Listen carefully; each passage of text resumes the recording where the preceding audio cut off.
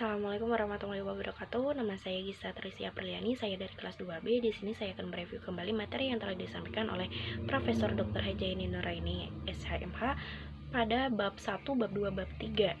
Nah, pada bab 1 mengenai pengertian hukum pidana. Hukum pidana atau strafrecht merupakan hukum publik, yaitu mengatur hubungan hukum antara individu atau perseorangan dengan negara. Hukum pidana dibagi menjadi hukum pidana material dan hukum pidana formil. Menurut Profesor Mulyatno, hukum pidana material terdiri dari tiga hal. Yang pertama adalah perbuatan pidana atau criminal act, pertanggungjawaban pidana criminal responsibility, dan yang ketiga adalah sanksi pidana criminal procedure. Fungsi pidana ada dua, yaitu fungsi umum dan fungsi khusus. Sumber hukum pidana ada 4, yaitu KUHP WFSNI mulai berlaku 1 Januari 1918.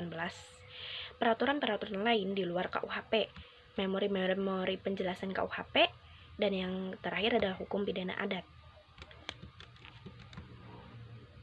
Pembagian kitab undang-undang hukum pidana dibagi menjadi 2 bagian. Yang pertama adalah bagian yang bersifat umum dan bagian yang bersifat khusus. Berlakunya hukum pidana ini dapat dilihat menurut waktu, locus temporis, dan dapat juga dilihat menurut tempat, locus delicti. Dan menginjak ke bab kedua. Bab kedua ini mengenai tindak pidana strafbaar atau delik. Nah, di dalam hukum pidana lebih sering dipergunakan istilah tindak pidana dibanding perbuatan pidana, peristiwa pidana, pelanggaran pidana, dan lain-lain, dengan alasan 3 hal. Yang pertama adalah dari segi sosio-yuridis, hampir semua perundang-undangan pidana menggunakan istilah tindak pidana. Semua instansi penegak hukum dan aparat menggunakan istilah tindak pidana. Para mahasiswa mengikuti tradisi dan kebiasaan menggunakan istilah tindak pidana dibanding perbuatan pidana. Unsur-unsur tindak pidana ada 2, yaitu unsur objektif dan unsur subjektif.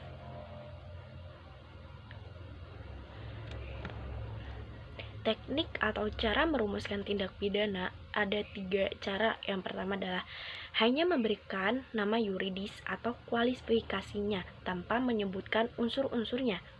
Dan yang kedua adalah hanya menentukan unsur-unsurnya tanpa memberikan kualifikasinya atau nama yuridisnya. Yang ketiga, memberikan kualifikasi dan unsur-unsur serta nama yuridisnya. Jenis-jenis tindak pidana menurut KUHP adalah dibagi menjadi 2, yang pertama adalah kejahatan dan yang kedua adalah pelanggaran. Nah, menginjak ke bab 3. Bab 3 ini membahas tentang pembaharuan hukum pidana di Indonesia.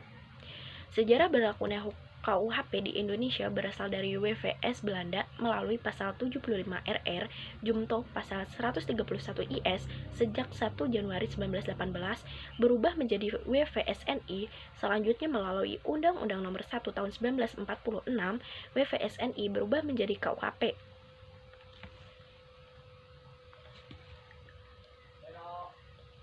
Alasan diadakannya pembaharuan KUHP. Nah, di sini ada 4 alasan. Yang pertama adalah alasan politis, alasan sosiologis, alasan praktis, dan alasan adaptif. Yang ketiga adalah cara-cara melakukan pembaharuan KUHP. Caranya ada 5 cara. Yang pertama adalah kriminalisasi, dekriminalisasi, rekriminalisasi, depenalisasi, dan mitigering. Dan yang terakhir, subterakhir pada bab 3 adalah metode pembaharuan KUHP. Yang pertama adalah evolusi atau evolusionis, yang kedua kompromis, yang ketiga adalah global. Sekian review materi yang saya sampaikan, kurang lebihnya mohon maaf. Wabillahi taufiq wal hidayah. Wassalamualaikum warahmatullahi wabarakatuh.